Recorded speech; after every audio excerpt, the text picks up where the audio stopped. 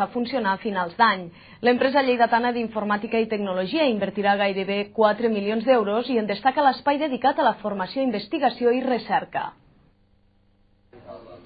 El nou edifici d'ICG Softwares, dissenyat per l'arquitecte Joaquim Mora, serà singular al polígon de Torrefarrera i es convertirà en el buc insígnia d'aquesta companyia d'informàtica i tecnologia lleidatana. Ocuparà una superfície d'uns 4.000 metres quadrats en uns terrenys de més de 5.000.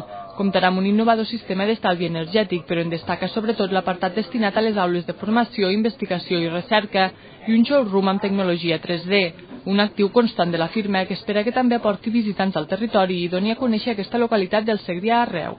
I si venen aquí a formar-se i repeteixen venir a formar-se i a seguir millorant la seva capacitació, és donat a que el producte el troben molt interessant per fer negocis als seus països.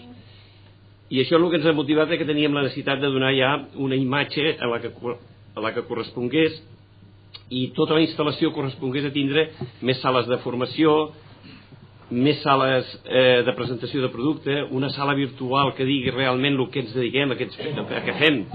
ICG Software va ser la primera del món a desenvolupar, fabricar i comercialitzar tecnologia visual i tàctil per al sector de l'hostaleria, un dels seus productes més preuats.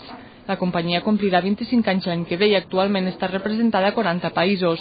Així, aquesta iniciativa respon a l'adaptació de les instal·lacions a les necessitats de fabricació, però també a seguir el procés de creixement del grup. I és que, resultat de la seva expansió internacional, l'empresa acaba de signar als Estats Units el compromís d'instal·lació de l'autopista que va de Tampa a Miami i que suposarà una facturació de $600.000.